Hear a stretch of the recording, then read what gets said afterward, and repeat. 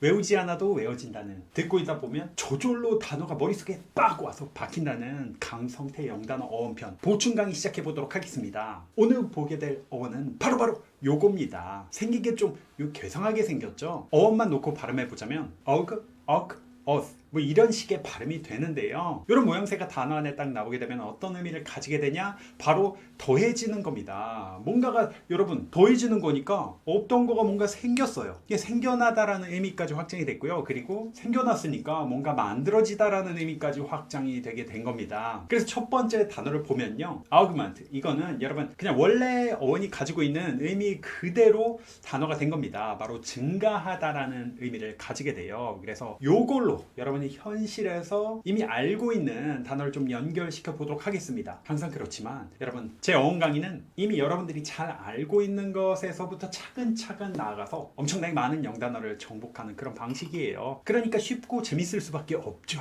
자, 여러분이 이미 알고 있는 그런 단어인데 한번 맞춰보세요. 영어로는 뭐냐? augmented reality. 이게 뭘까요? augmented는 증가된 이런 뜻이 되겠고, reality 하면은 현실이죠. 그래서 여러분 뭡니까? 증강현실입니다. 아마 다들 잘 아실 텐데요. 우리가 스마트폰을 이렇게 갖다 대거나 아니면 스마트 안경 같은 것도 있어요. 그러면 실제 사물들이, 현실들이 보일 텐데 거기에 예를 들어서 내비게이션이 쭉쭉 뜬다거나 아니면 간판들이 왔다 갔다 하거나 게임도 있죠. 여러분 아마 포켓몬 고라는 그 게임 지금 하고 계신 분들은 거의 없으실 텐데요. 스마트폰으로 이렇게 현실을 보면은 막 저쪽에 포켓몬이 기다리고 있어.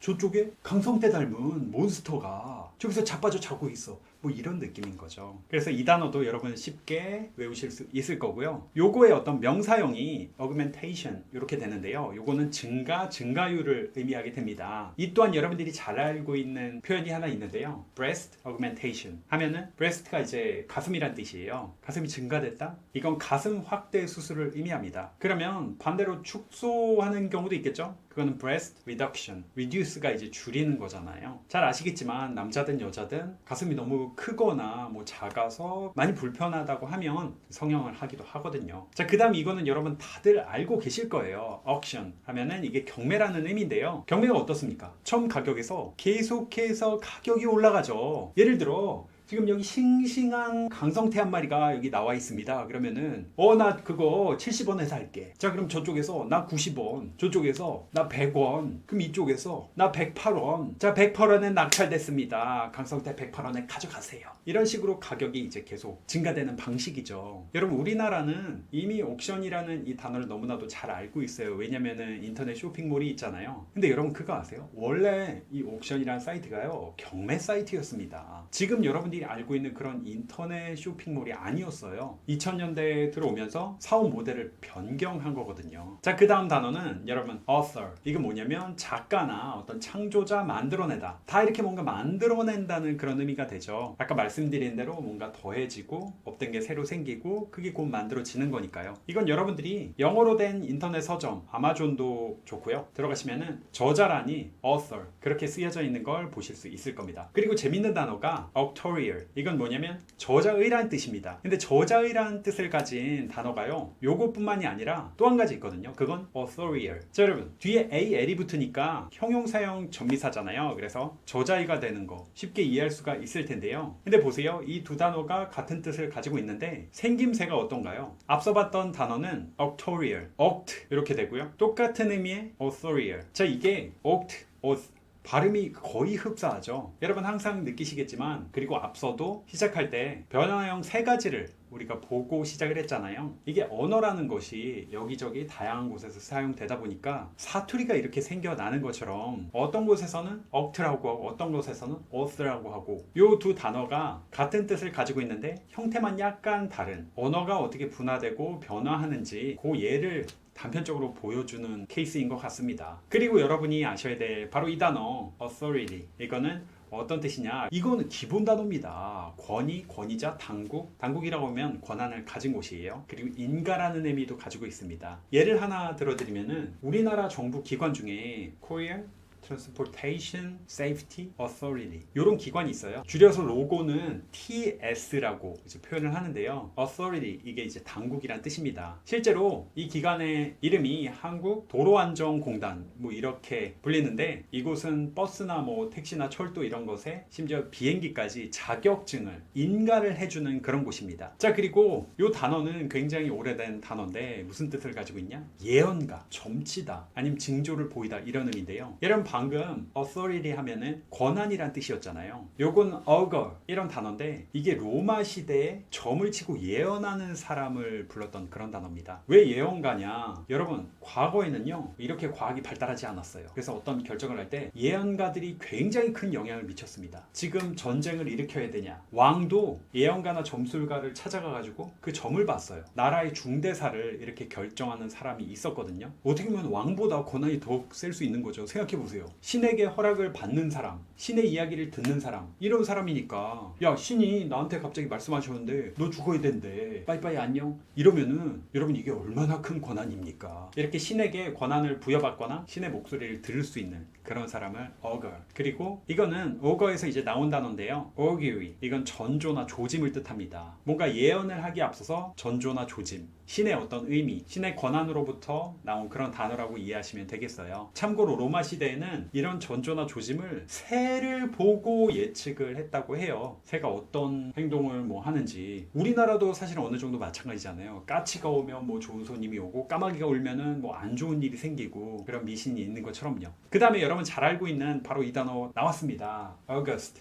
이거는 여러분 8월이라는 의미로 가장 많이 알려져 있죠. 근데 이제 원래 뜻은 위험 있는 이런 단어였어요. 여기 또 재미난 스토리가 있습니다. 생각해보면 위험 있는은 어느 정도 와 닿아요. 우리 계속 그 어원의 뜻을 생각해보면 뭔가 권한이 있고 힘이 있고 이런 단어잖아요, 어원 자체가. 근데 갑자기 뜬금없이 왜 8월이야? 자, 이거는 여러분들이 잘 알고 있는 그 로마 시대 퀴즈 하나 내볼까요? 로마의 첫 번째 황제가 누구일까요? 하면 많은 분들이 줄리우스 시저요 이렇게 말씀하시는 분들 계세요. 줄리우스 시저 혹은 율리우스 카이사르라고도 표현하는데요. 이건 뭐 미국식으로 발음하냐 유럽식으로 발음하냐 그 차이인데 정답이 아닙니다. 황제가 될 뻔하긴 했죠. 근데 여러분 아시다시피 그 직전에 암살을 당하게 돼요. 엄청나게 유명한 이야기가 그 암살 당할 때 칼로 찌른 사람 중에 하나가 보니까 나의 양자였어요. 그래서 이제 시저가 죽기 직전에 브루투스 너 맞아 뭐 이렇게 하면서 세상을 떠나게 된 이야기가 있죠. 근데 이분이 유언장이 있었는데요. 그 유언장에는 후계자를 누구로 정할지가 적혀져 있었어요. 누구였냐면 바로 옥타비아누스였습니다. 옥타비아누스는 이 시저의 누나 되시는 분이 있겠죠. 그 누나의 손자예요. 이 옥타비아누스를 양자로 자신의 후계자로 지정을 한 거예요. 그래서 원래 이 옥타비아누스 이름이요 가이우스 옥타비아누스 투리누스인데 자기 양아버지죠 율리우스 카이사르의 이름을 자신의 이름에 넣었어요. 그래서 가이우스 율리우스 카이사르 옥타비아누스 이렇게 된 거예요. 여튼 이 옥타비아누스가 후계자로 됐는데 바로 권력을 갖진 못했고 로마 안에서 뭐 내전이 좀 있다가 마침내 권력을 차지하게 됐는데 권력을 차지하고 나서 굉장히 나라를 잘 일으켰습니다. 그래서 그 시절을 로마의 평화, 즉 팍스 로마나라고 부르게 돼요. 그야말로 태평성대가 찾아오게 되죠. 로마가 지중해 연안 전반을 다 지배를 했으니까 지중해 전체가 이제 평화로웠어요. 그리고 이 옥타비아누스가 로마 제국의 영토를 엄청나게 넓혔고 조세 체계도 이제 개편을 하고 교통망, 도로를 엄청나게 잘 구축을 한 다음에 경찰청, 소방청 그 당시에 그런 어떤 기관들을 또 만들었습니다. 군대 또한 상비군뿐만 아니라 해군과 황제 친위대까지 만들게 되죠. 그래서 이분이 우리나라로 치면 거의 세종대왕급으로 엄청나게 나라를 잘 다스렸기 때문에 이 원로원과 시민들이 이분에게 어떤 칭호를 주게 됐냐? 바로 이 칭호를 주게 된 거예요. 어거스트. 왜냐면 어거스트 자체가 위험 있는, 심지어 아까 보신 것처럼 로마 시대 이제 예언자, 신의 뭔가 허락을 받은 자, 이런 엄청난 뜻이었던 거죠. 어거스트라는 이 호칭을 가지게 되면서 아까 본인 이름에 이제 아버지였던 줄리우스 시저 이름을 넣었잖아요. 그래서 옥타비아누스 본래 이름보다도 어거스트, 그 당시에는 이제 아우구스투스, 그리고 시저라는 이름으로 더 많이 알려지게 된 겁니다. 실제로 옥타비아누스 이분이 죽은 다음에 로마 이제 원로원과 민회가 있는데요. 거기서 이분을 신으로 선포를 하게 돼요. 얼마나 그렇게 존경을 받았으면은, 얼마나 존엄하고 이렇게 위엄이 있었으면은. 근데 거기서 그치지 않고, 야, 이분은 진짜 평생 만대가 될 때까지 영원히 사람들이 기억하고 감사해야 된다 해서 1월, 2월, 3월 그 달의 명칭을 어거스트라고 이제 정해버린 겁니다. 그래서 8월이 된 거예요.